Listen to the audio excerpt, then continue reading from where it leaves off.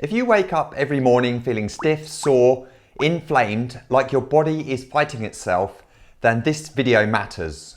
Thousands of people have reduced chronic pain, not with medication alone, but by changing the signals they send their body through food and simple lifestyle changes. I'm here to tell you from my own experience, this is possible and you can do it too. After more than 20 years of chronic inflammation, including colitis, asthma and autoimmune symptoms, a lot of trial and error and frustration, I found things that genuinely made a big difference.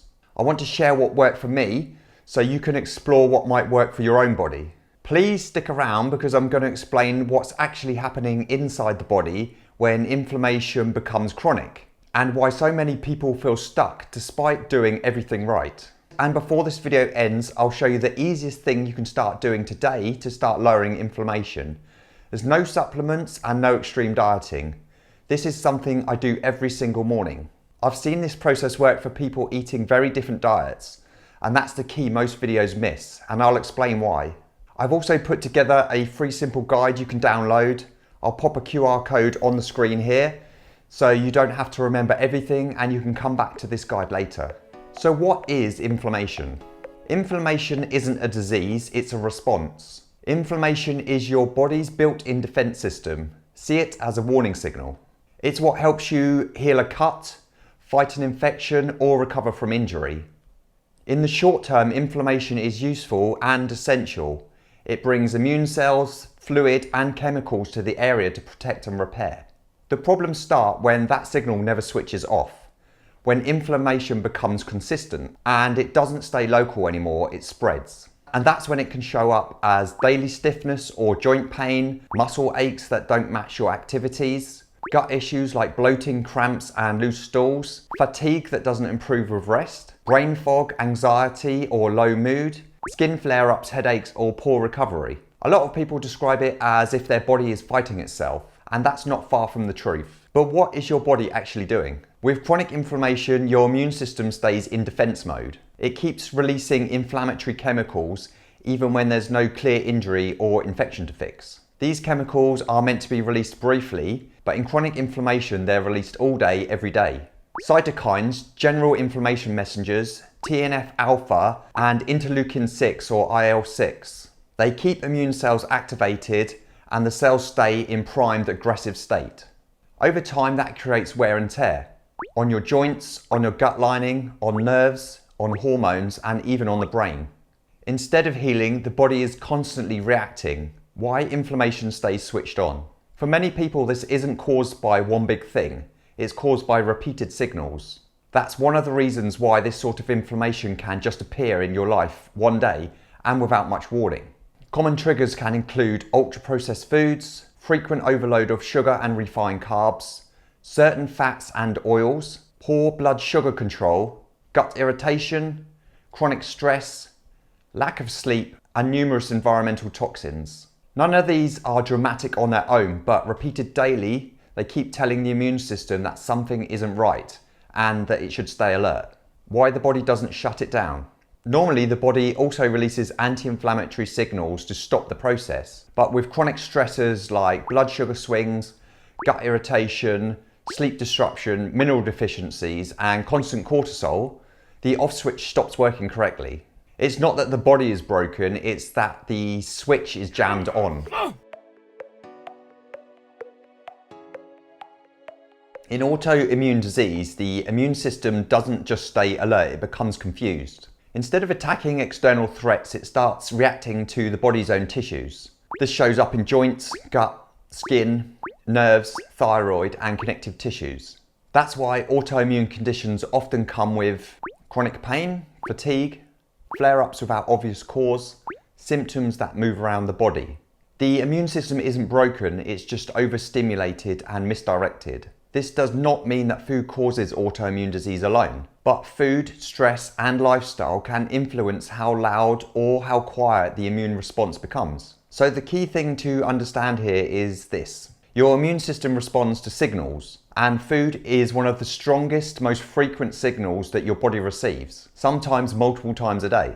Next, I want to show you which signals tend to turn inflammation up and which ones help to calm it down. And from my own research experience, this is where most inflammation advice goes wrong. People are told, just go gluten-free, go plant-based, go keto, or go carnivore. And some people feel amazing doing that, while others might feel worse. Why is that? Well, it's because the body isn't reacting to labels, it's reacting to specific signals. And every meal sends signals you can learn from about blood sugar control, insulin release, gut irritation, immune activation, and stress hormones. Two people can eat very different diets and both reduce inflammation if the signals improve. And that's why some people feel better removing grains, other people feel better removing dairy, and some people improve with more meat in their diet. It's not a contradiction, it's just individual signal sensitivity. This next part is sensitive, but it's also one of the most misunderstood. So I want to explain it clearly without any kind of judgments. When fat cells grow larger, they become stressed. They receive less oxygen and they release inflammatory signals to your body. Fat tissues release chemical messengers that tell the immune system that something is wrong. So what does that do to the body? Well, this creates low-grade constant inflammation, higher baseline immune activation, more pain sensitivity, and slower recovery times. So why might inflammation be harder to reduce when the body is overweight? When inflammation is already high, everything else is much louder. And that's going to mean food triggers stronger reactions, joints hurt more, fatigue is deeper, stress hormones stay elevated, and insulin resistance increases. And this is why people feel like nothing works for them, or dieting feels much harder, and pain feels more persistent.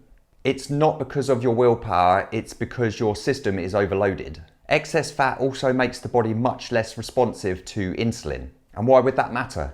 Well, this then causes higher blood sugar levels after meals, more insulin released into your system, and that leads to even more fat storage. And as a consequence, even more inflammation. It becomes a very unwanted feedback loop. Inflammation, insulin resistance, more fat storage, more inflammation. Excess weight gain is a result of untamed inflammation, not necessarily the main cause. Extreme dieting often backfires for most. Historically, with around 80 to 90% of people who lost weight through extreme dieting regaining the weight again within 1 to 3 years. Extreme crash dieting can also raise cortisol levels. Undereating stresses the nervous system further, and inflammation rears its ugly head once again.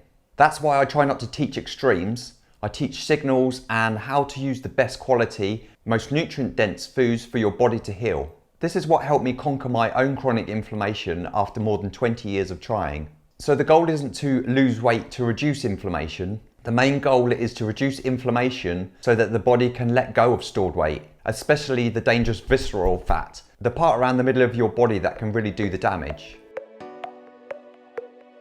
Let me be clear, this isn't about demonizing all carbs. This is about understanding how modern ultra-refined carbohydrates behave in the body.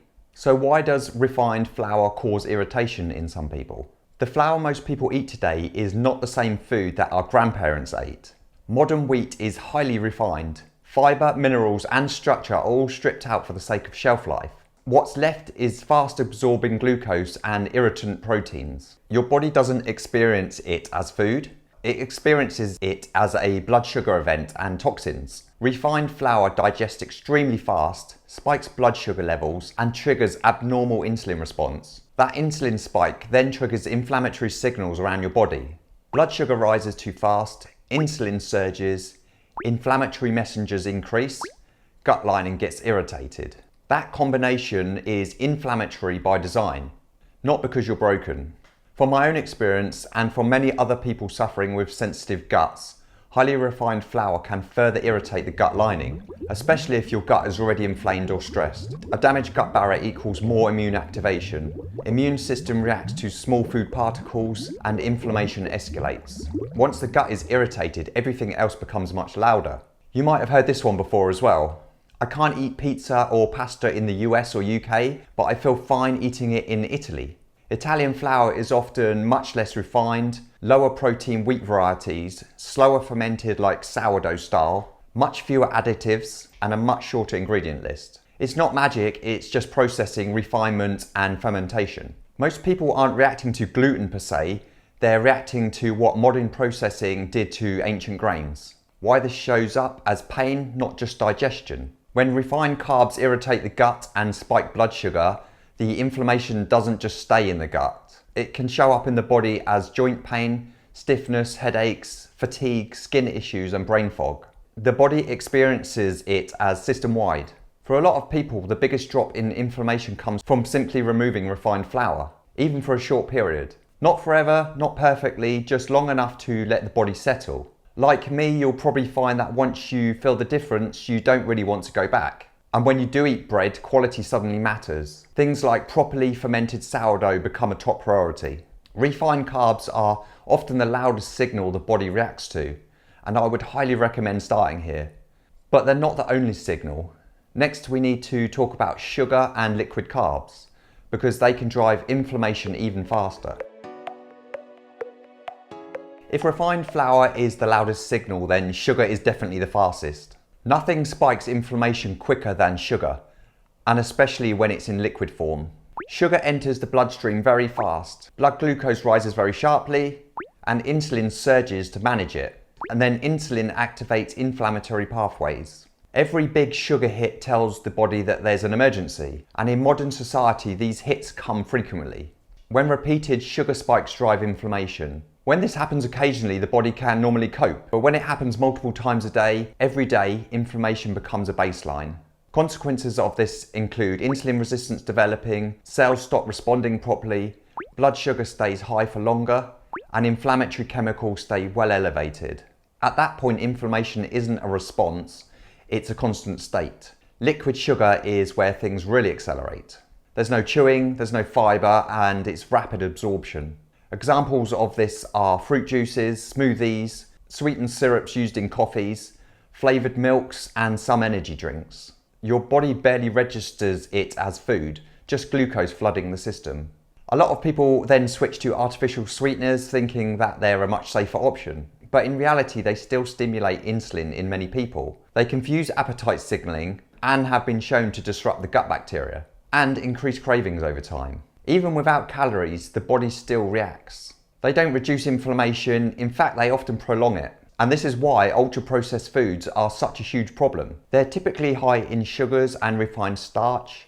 They use poor quality, industrially processed oils, and they contain plenty of unnatural flavour enhancers. They're engineered to keep your blood sugar unstable. At this point, we also need to briefly cover fruit, because some fruits can be much higher in sugar content than expected. Examples to consider limiting during inflammation would be bananas, grapes, mango, pineapple, and definitely all dried fruit. If inflammation is high, these can still spike blood sugar, the same as refined sugars. Lower sugar fruits tend to be a much better option and better tolerated. These are some examples that work for me in my own journey. Dark berries like raspberries and blackberries, kiwi, citrus fruits in some small amounts. These provide plenty of nutrients without the glucose overload. The goal isn't necessarily zero sugar, it's just stable blood sugar. The more stable your blood sugar is, the quieter inflammation becomes. And sugar doesn't act alone. Next, we'll look at ultra-processed foods and why they amplify inflammation even further. So next, we need to talk about ultra-processed foods, because this is where inflammation quietly becomes chronic. Ultra-processed foods now make up over 50 to 60% of calories in many Western diets. These aren't just foods that are cooked or packaged. They're engineered products designed by experts to be hyper-palatable, shelf-stable, cheap, and very addictive. They're often made with cheap refined flours and sugars, highly processed industrial seed oils, chemical emulsifiers, stabilizers, and flavor enhancers, and artificial sweeteners and preservatives. And here's the main problem. Your body doesn't recognize these ingredients as food. Instead, they can trigger gut irritation and permeability, what many people like to call leaky gut. Immune activation, the body treats them like a mild threat.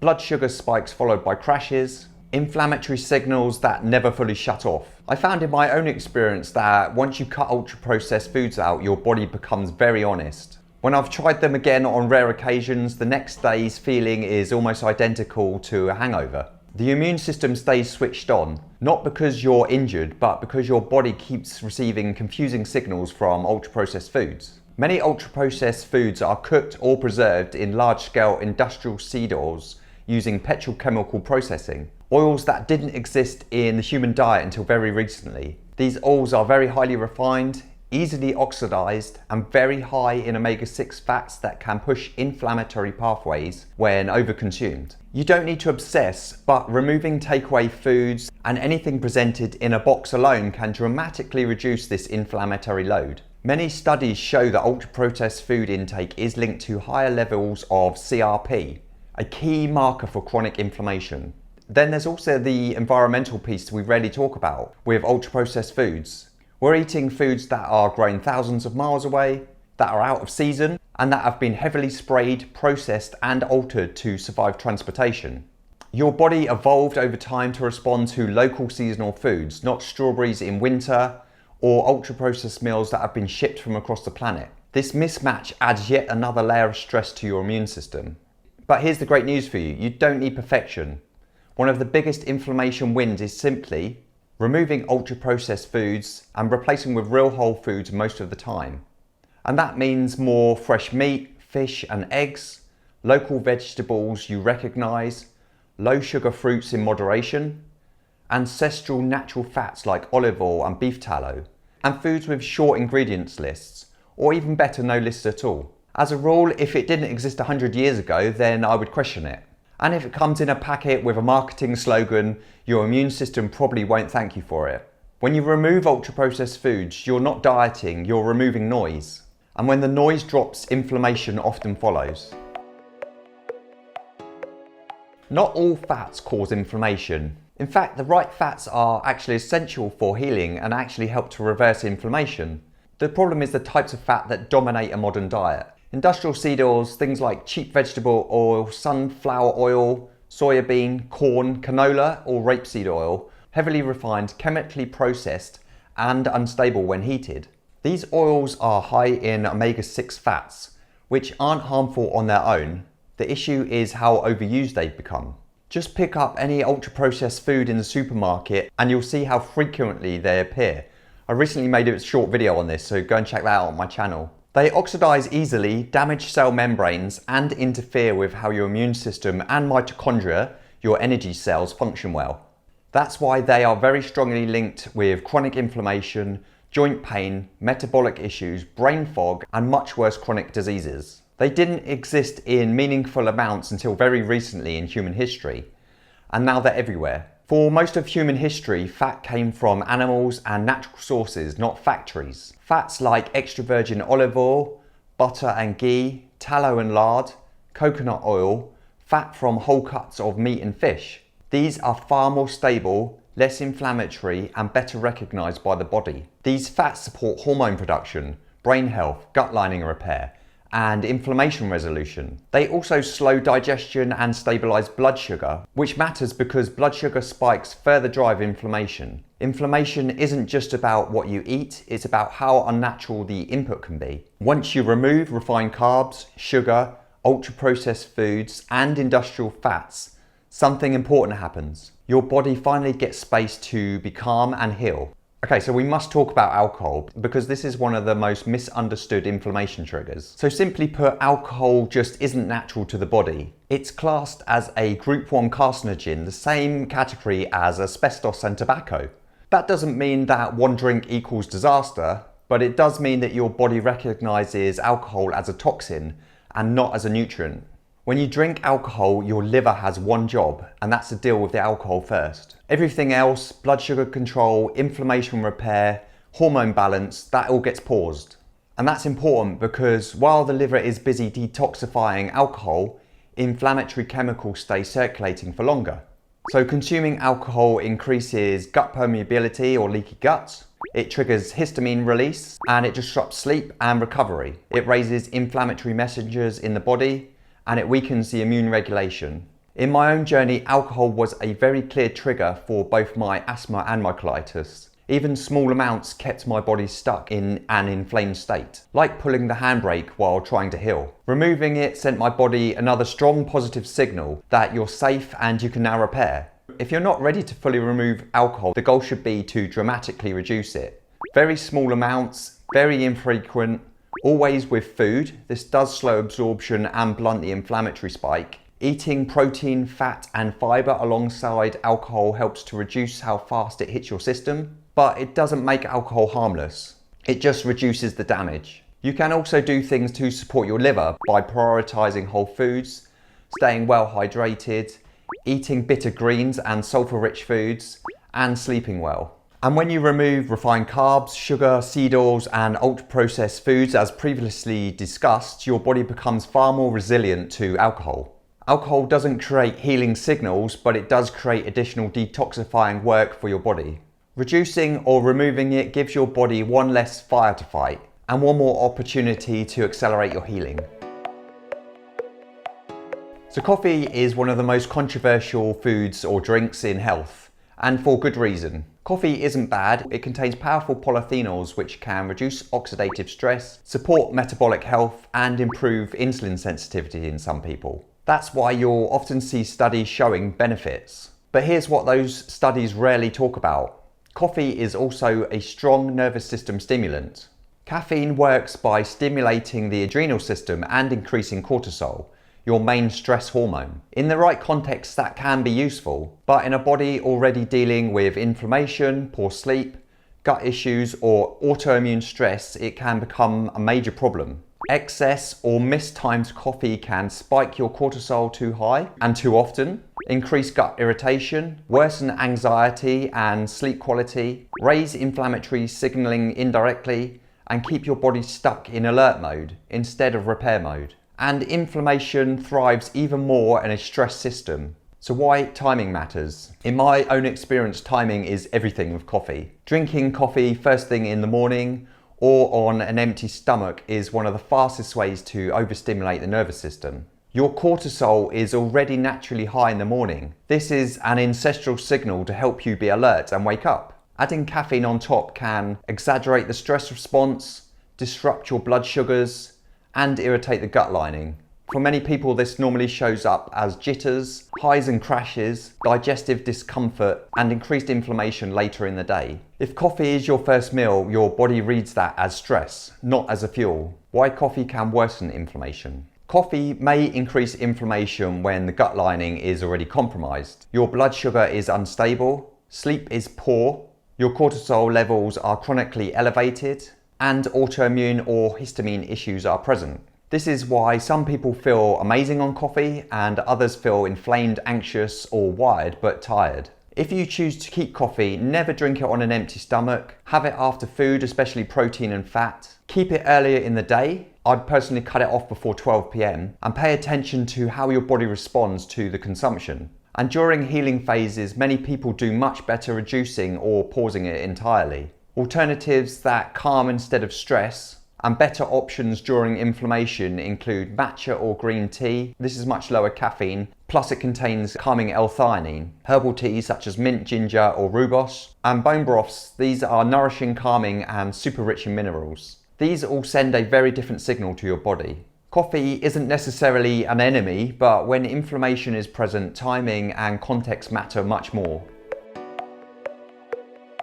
This is where most people can get stuck, trying to follow the right diet. There is no single anti-inflammatory diet. There is no perfect list of foods that works for everyone. What actually matters is the response your body has to what you eat.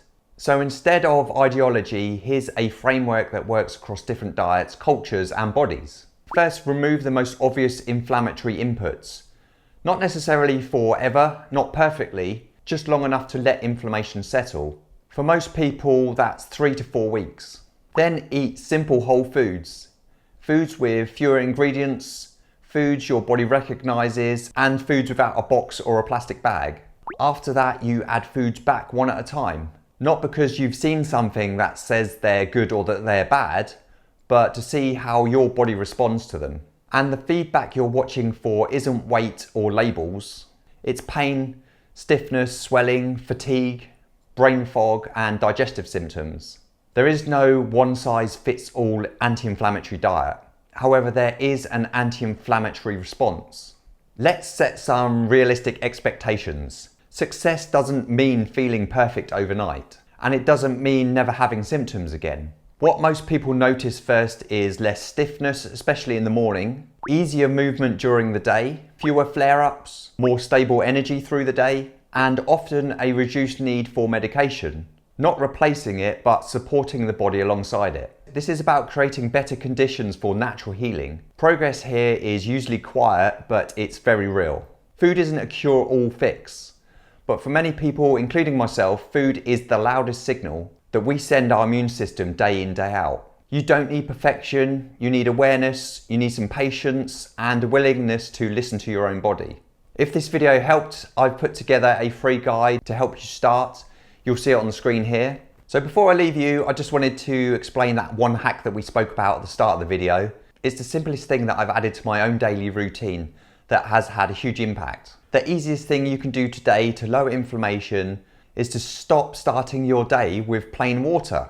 This works regardless of your diet style, meat-based, plant-based, keto, Mediterranean. It requires no supplements and immediately affects inflammation, cortisol levels, blood sugar stability, and your nervous system. Most people think hydration is always anti-inflammatory, but hydration without the correct minerals can actually stress your body.